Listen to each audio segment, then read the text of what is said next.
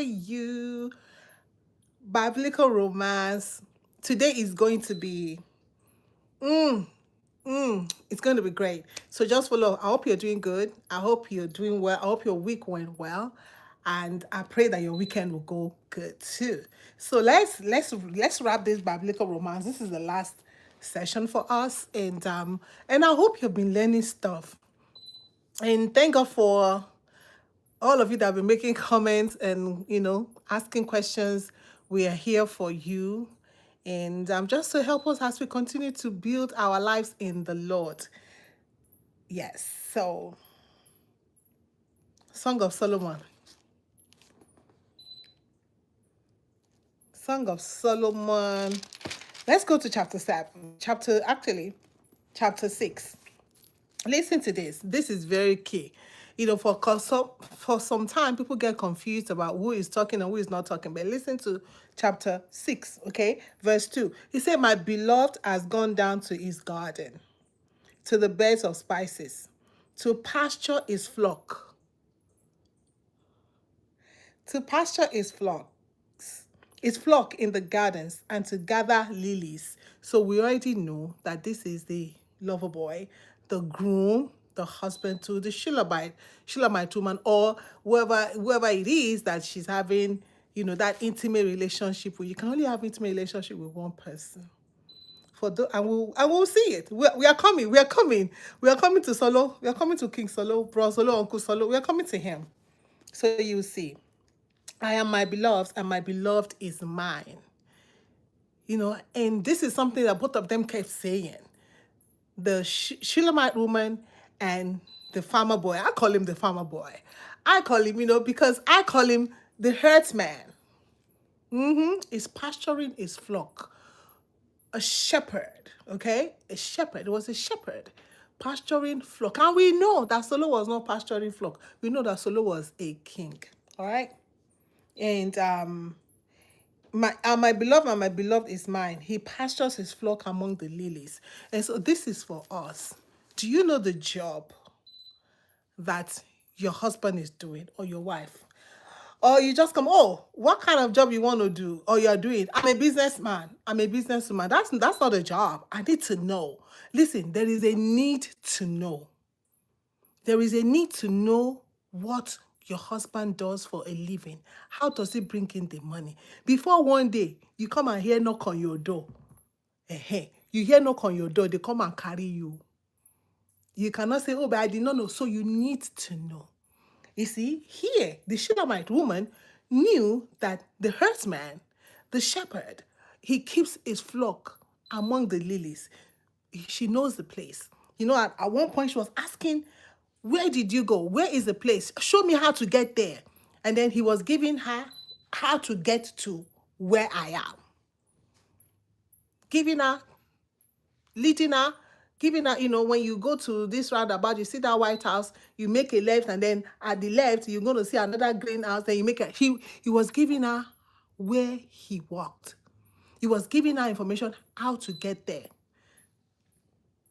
For those of us that keep secret, your wife don't know how much you're earning, your husband don't know how much you're earning, you buy properties they don't know, then if you buy tomorrow, you buy today, then shoot, me, I not fight over property. Say we die. The earth is the Lord's and the fullness thereof. So where God can come and carry everything that belongs to him.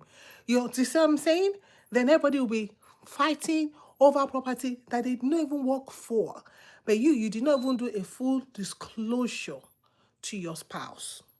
She knew where the lover boy, where our husband, where the groom, where he pastures his sheep. Hey, hi. Okay, look who's here. Hey, Cameron. Hey, Goofy. Welcome, guys. Good to see you all here today. Oh, thank you. Love you all too. So here, the exciting one. I said I'm coming to Solo today. And then you remember in chapter 6 and 7, here, there was a look me down. Look me down, husband. Look me down, wife. What did I mean by that? Look in chapter 6. He started in verse 4. You are beautiful as Tirzah, my love. comely as Jerusalem, terrible as an army with banners. Turn away your eyes from me, for they disturb me. The eyes just they do me one kind, one kind. When you just look me like this, oh my, your eyes. There are some eyes when they look you, you're just like Father God in the name of Jesus. There are some eyes when they take it and look you. one, one of my bosses, Father God in the name of Jesus. I don't even know why he dared to tell me that way back when I was young. He said, I don't know what I did. He was like, oh, I didn't know you still had such eyes. Of course, I was a Christian. And they knew me in that office. They actually know. They knew my stand. They knew that this one, yeah, Jesuni. So that's why he was surprised. He was like, I don't know too that you too, you have such eyes you can look. I don't have seductive eyes, so I don't know what he saw. But you see, that's the kind of eyes that this one saw in the scripture. He said, your eyes, turn away your eyes from me, for they disturb me. When you look me like this, when I see your eyes, can your husband say that about you? Can your wife say that about you? Or when you look at them, you're like, a lion is looking at them. Instead of saying, turn away your eyes, they too, they want to look, but what's happen? Say, what's happen? Turn away your eyes from me. Your hair is like a flock of goats moving down the slopes of Gilead. So here, from head to toe. And if you look at chapter 7, the same thing. So there was a reciprocal. They say respect is reciprocal. There was, you give me respect, I give you respect. See, you give me good words. What you sow is what you will reap. And so there was that reaping in verse 7, in chapter 7. How graceful are your feet in sandals, O queenly maiden. Your rounded thighs are like jewels, the work of a master. And have you taken time to tell your wife this? Have you taken time to tell your husband? Your husband own is in chapter 6. Did you? I had to go and write my own husband own for him. From the hair, I must not miss out of this blessing. Eh? Going back to chapter 6, verse 6, your teeth are like a flock of oils. So he sold all this. What happened? She sold all this in chapter 6. What happened in chapter 7? Return match. Return match. I love it. Return match. How graceful are your feet, chapter 7. In sandals, oh queenly maiden, your rounded thighs are like jewels, the work of a master. And I'm reading this, so listen to me, listen to me, listen to me, listen to me. Your navel is a rounded bowl. Let me tell you that. Your navel is a rounded bowl. That never lacks mixed wine. Your belly is a heap of wheat. When I read that, a heap of wheat. When they heap something, all this BBA, go and do liposuction, go and do 360. Listen to this. He said the belly is a heap of wheat, rounded. Listen, don't let nobody. If you want to do BBA, that's what you want to do liposuction, you want to do 360, 180, to flatten your tummy. This is your body, but then you got to be careful, okay? But if you want to do it to make yourself feel good, and also, when you do that also, you lose some cholesterol, so your fat level goes down. So medically, if your doctor sanctions it, at least you lose about 5 pounds of fat medically by research. So, if you want to do that for health reasons, if I want to do that, it's for health reasons. But then if I don't want to do it, it's okay. Because guess what? This maiden right here, he never born 1, he never born 2, he never born 3, he never born 4, he never born 5. He say, your belly is a heap of wheat encircled with lilies. That means it was not flat tummy. He did not say your belly is like a desert. He did not say your belly is like the highway. When I read that, I say, don't let nobody shame your belly that is like a heap of wheat. So if you have a belly that is like a heap of wheat, I'm encouraging, because there's so much of shaming the woman body. So much. I get sick around me when people talk about, oh, look at that fat girl. And sometimes the women I don't understand, I say, lie in your lifetime. Don't tell any woman fat around me. Don't tell them slim either. Because we are all fearfully and wonderfully made. So if you hear and you have a problem, maybe they've so shamed you with your body, and so you're like, you don't have money for lipo, you don't have money for tummy talk, listen, embrace Embrace your belly, which is a heap of wheat encircled with lilies. If nobody is telling you that, stand in front of the mirror and look at that your belly and tell yourself, my belly is like a heap of wheat encircled with lilies. Bam! Anybody will know like we go home transformer. I'm encouraging you today. Okay? Your two breasts are like two fawns, twins of a gazelle. I don't care whether the breasts don't drop or they stand. There's no need for you to kill yourself by yourself because you want to make it stand. Listen, you could tell yourself, that my two breasts are like two fawns, twins of a gazelle. Now, two you still get. Enjoy it. Stand in front of the mirror. God gave it to you. And that's what makes you a woman. Hi. Hi. Hi, Tram. God made you a woman. He gave you two breasts. Enjoy it. Tell yourself they are like twins of a gazelle. Your neck is like an ivory tower. Your eyes are pools in Eshbon by the gate of Bath. Listen, if nobody tell you good stuff about yourself, you hold yourself to stand in front of the mirror and tell yourself, this girl is good. Because when God created you, God made you good. He looked at what he created. Good. You know, somebody was telling me one time, he's like, he doesn't even know what he's going to get when he's talking to me. Sometimes he said this, sometimes I say, didn't you know that God made them fearfully and wonderfully? So sometimes we have my fearful nature, and sometimes you have my wonderful nature. It is not me. When you have problem with that, God meets God that created me. Because God said he made them. He made us fearfully and wonderfully. And guess what? Bottom line, he made me and I am good. He made you and you are good. Don't let nobody shame you. You know, my hair is actually gray. I cannot wait for the whole of it to be silver. And I don't even call it gray. I call it silver. I call it wisdom hair. I say they don't buy it in the market. And one of my friends, I don't know whether she was trying to shame me or shame herself or whatever, and she saw my gray. She said, oh, you have so much gray. I said, yeah, God gave it to me. I did not dye the hair gray. I did not create it gray. So it comes with aging, and I celebrate, and I love it. I really cannot wait. And so most of the time when I see women that really have natural, all silver hair, I was like, oh my God, your hair is so beautiful. It's all silvery. I enjoy telling other women how they look and how good they look. And I see pregnant women, I was like, oh my God, you're blooming, you're flushed. They kind of look at me like, I say, yes, you're beautiful. You have a life inside of you. You're growing a baby inside of you.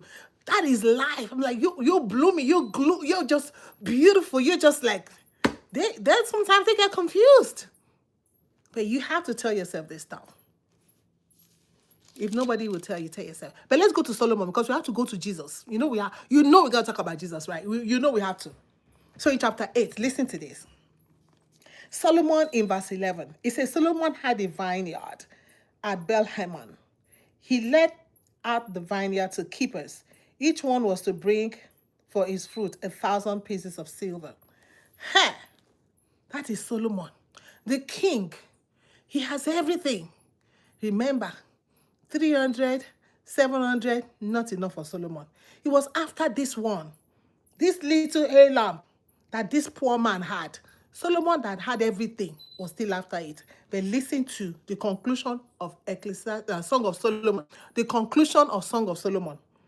Here, verse 12. My vineyard, my very own, is for myself. Listen, I want to encourage you today.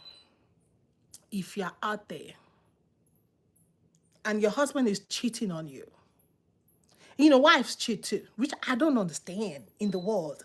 Why are you going to let another man climb on top of you for whatever reason? Please, I don't understand. And discharge. I don't understand. Well, I don't understand. So I don't understand.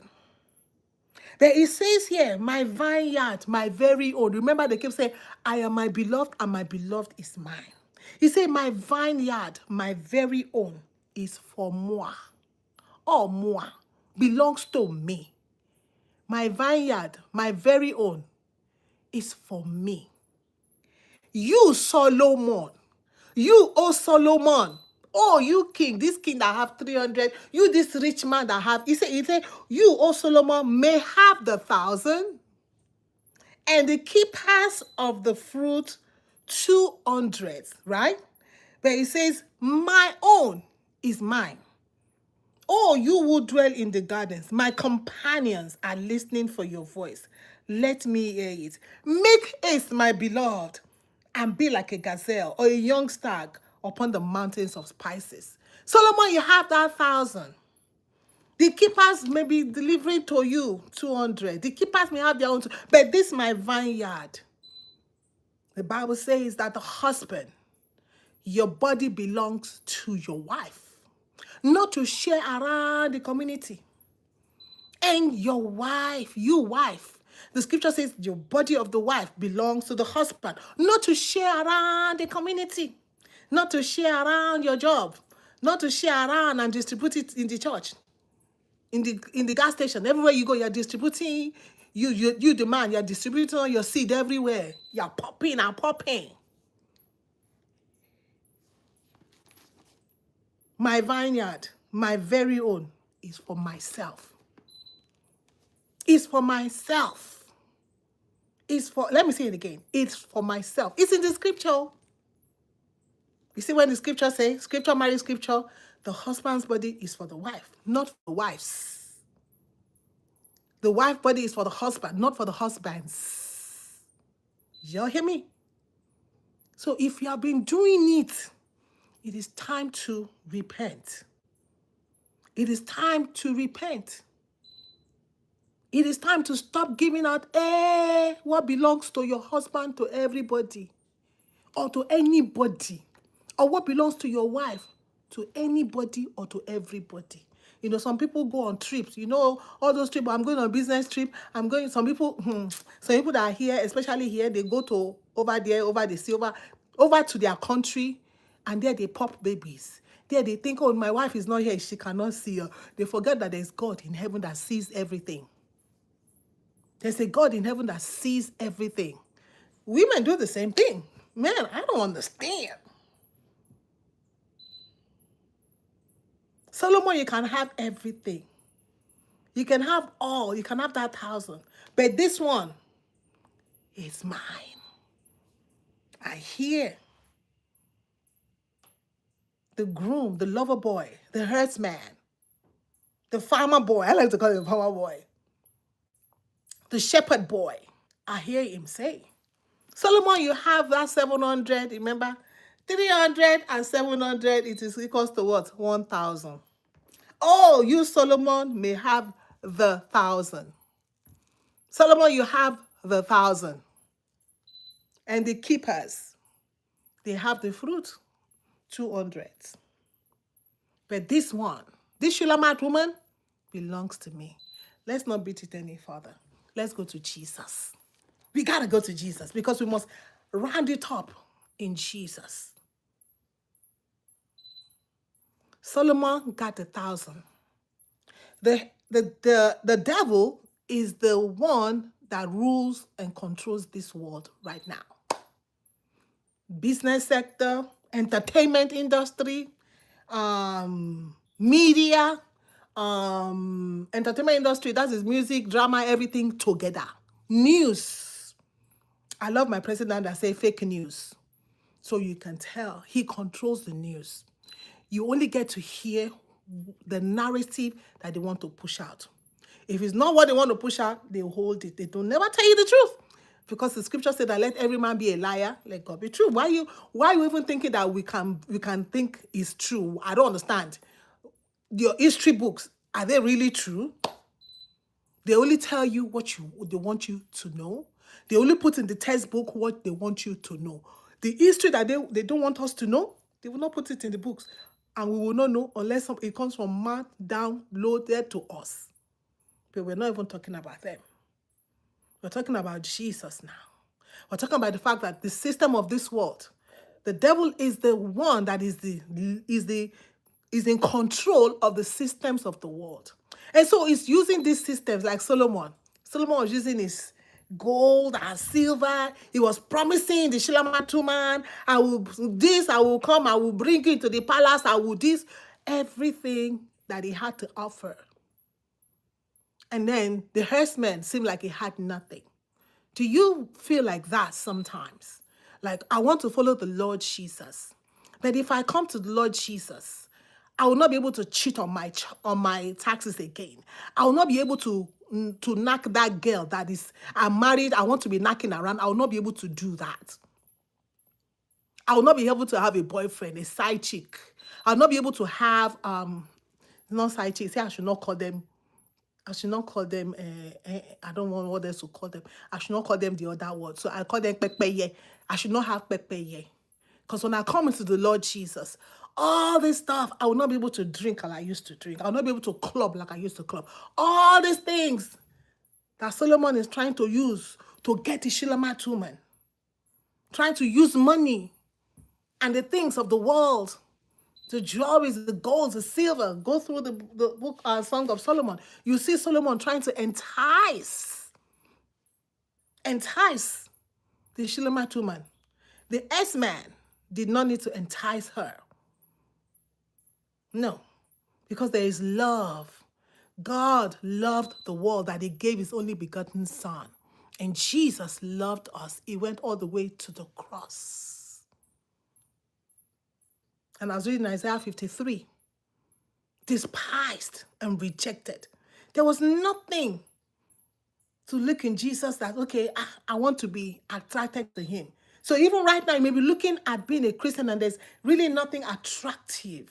There's nothing like, forget the gospel, health, wealth, health and wellness and health, wealth, and whatever that gospel is. When you come to the Lord, when you come to the church, everything is going to be fine. The apostles were beaten and left for dead. There was a time they went hungry. They were scattered. They were put in prison. Which gospel are we preaching? So when you look at the real gospel, you feel that, so if I come now, I will not be able to wear that thing I used to wear, that bodycon. No, you will not be able to wear it because, because he bodycon you look like you want to put you in a coffin all straight. God didn't make you like that. And so it's no longer attractive. And you look at Solomon and all the things that, it's just all the flash. The same way the devil is always flashing stuff. Flash money, flash car, flash that business, that contract, that job, flash. And then you are torn in between. Where do I go? Hear what the Lord Jesus is saying. My vineyard is my very own. We belong to the Lord Jesus. It is for myself. You are God's, I am God's when you come to him.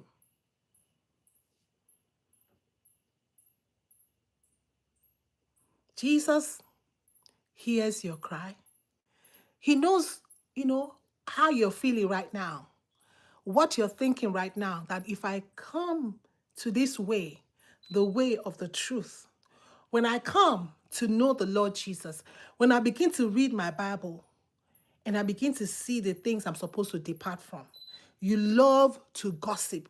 And when you come, the scripture says you got to put away gossip. You love to be wicked. When you come, the scripture tells you put away all malice. You love to be covetous. When you come, you got to put away all covetousness. You love to be a drunkard. When you come, you say, you got to fill with the Holy Spirit instead. You love all the things that we love. And when we come to the scriptures, it's like, I got to put that away too. Yes. Idolatry. Yes. Yeah. You got to be able to have self-control. Yes. You mean I cannot bang that? No, you cannot. You mean I can't? No, you cannot. You mean, no, you cannot. And then you begin to be scared. But don't be scared. Because he gives grace. He says, blessed are those who are poor in the spirit.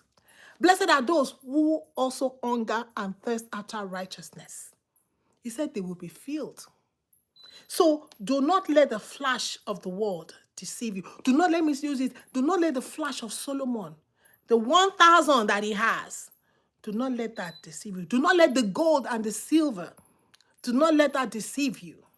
Do not let the palace, because Solomon had the palace, but the herdsman was keeping his flock in among the gardens, among the lilies in the garden. Solomon had his own vineyard. He was able to give them out. He has that business. He was able to, okay, you take this one, manage it. You take that one, manage it. Well, if you come to me, if you just allow me, what did the devil tempt the Lord Jesus with?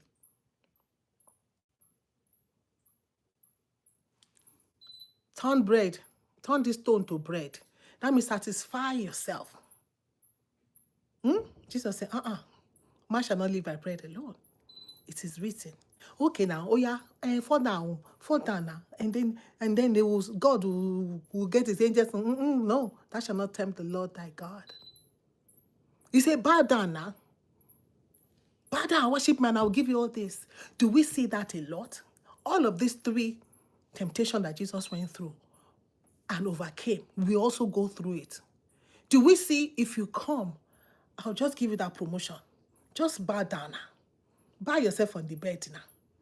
Bow yourself on the bed now. Bow down for me now. If you bow down for me now, I'll give you that promotion. If you bow down for me now, I'll give you that job. I'll give you that contract. I'll give you that money to start that business. And so it's nothing new. The same thing the devil tempted the Lord Jesus with. He's doing it today. But Jesus won the battle so that you and I can also win. It simply means that you will not get that business. It simply means that you will not get that promotion. It simply means that you will not get that bread. You wanted to eat bread, but now you have to eat puff because, bread is not going to happen. Why? Because you refused. And so some of us are scared to come because we want to eat the bread. We want to rule. We want to have that business. But the scripture tells us that what will it profit a man to gain this whole world and lose his soul? The scripture also tells us that our life does not consist in abundance of the things that we have. So don't let nobody fool you. Temptation is real. It only becomes a sin when we fall into it. We will be tempted. Jesus was tempted. He says, in this life, we will all go through temptations, trials, and tribulation. The problem is when we fall into it. When we do it, if we don't do it, we are good with the Lord Jesus. And even if you are fallen, there is grace. So for those of us who are fallen, Jesus is saying, if you confess your sins, he is faithful and just to forgive you and to cleanse you from all unrighteousness. It's not enough to confess. Now he's telling us, repent. Men and brethren, what shall we do to be saved? Repent and be baptized. There is no other way. John the Baptist came preaching repentance. Jesus started his ministry preaching repentance. The apostles, when they picked up from Jesus, they continued to preach repentance. That was the first sermon they preached. Repent. Be baptized. We cannot turn the scripture upside down, inside out. We cannot go away from repentance. Repentance is how we enter. Except a man be born again. That is repentance. He cannot see the kingdom of God. Except a man be born of the water and of the spirit. And that is what sanctification comes in. He cannot enter. But you can do it. So I want to encourage you today. Take a step towards repentance. What is repentance? Simply, it's not 180. It's 360. Because if I'm facing you right now and I make a right turn, not to my side, this is 180. Right? A complete turn is what is repentance. A 360. A 360. A 360 is where we are going. You make it 360. Repent today and follow the Lord Jesus. Seek to know him for yourself. How you know him? Read the scriptures. Don't depend on people telling you about him. You seek him out yourself. Study to show yourself approved. You got to study to know the Lord Jesus. He has written us all these letters, these love letters. You need to read it to know what he's talking about. So you set boundaries. the earthman. I call him the lover boy. I call him the farmer boy. In Song of Solomon, chapter 8, verse 12, he said, my vineyard, my very own, is for myself. He set the boundaries. You can set the boundaries today as a man, as a wife, and as a husband. And as you are coming to the Lord Jesus, you set the boundaries. I belong to the Lord. I am my beloved. My beloved is mine. I belong to my husband. I belong to my wife. I belong to the Lord Jesus. And be loyal. Are you loyal to your spouse? You see, I'm going in Jesus. I'm coming out. I'm going to your husband and wife. I'm coming out because the relationship with the husband and wife is just a relationship that Jesus has with the church. Are you loyal to Jesus? Are you? If you're not loyal, listen. It's so interesting. If you're not loyal to your husband and your wife, you cannot be loyal to the Lord Jesus. It is not possible. Jesus said it in his way, say, how can you say you love God that you have not seen? When the one that you have seen, you have not loved. The one that you have seen, your husband and your wife, you're not loving them. And then you say, oh, I love you, Lord Jesus. Oh, I love you. You lie. Jesus said we lie when we say that. Am I going to believe you or believe the word of God? So I'm looking at you. And you say you love the Lord Jesus, but the person that you're seeing, there's no love towards that person? How? It's not possible. Remember, it is your vineyard. Just like we are the Lord's vineyard. We are the Lord's vineyard. Be loyal to your husband, be loyal to your wife, and be loyal to God. Jesus died for your sins. Be loyal to him. How? Repent of your sins. 1. Number 2, get baptized in water by immersion. Jesus did immersion. You cannot do anything less. Listen, let nobody fool you or do anything. It is by immersion. Jesus did it. By immersion, they baptized the Ethiopian eunuch by immersion. There is no other way of baptism other than by you go down in the water and you come out of the water, signifying our death and resurrection. So if you sprinkle, you are standing. How you die? Have you ever seen anybody that they buried dying, that they buried standing? Everybody lie down on the ground. Every person that I've seen, they put him in the coffin straight and put him inside the ground. So that's where baptism by immersion comes. So guys, remember, it is important that you're loyal. It is important that you set boundaries. It is important that you repent of your sins. So sins against your husband, sins against your wife, sins against the Lord. You see? So we see all this we just did now. We did it not just for this life, because this life will end. So that's why we have to tie it to our eternity. We will not forget the Lord Jesus because we're talking about biblical romance. Who is the king of biblical romance? Who is he? No be Jesus. Who is the king of love? Who is the love? Gone. No be Jesus. We learn love from him. We learn to love from the Lord Jesus because he is love.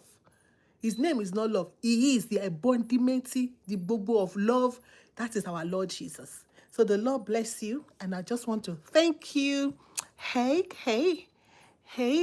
Will, is that Suarez? Vilma Suarez. Hola. Drain, hola.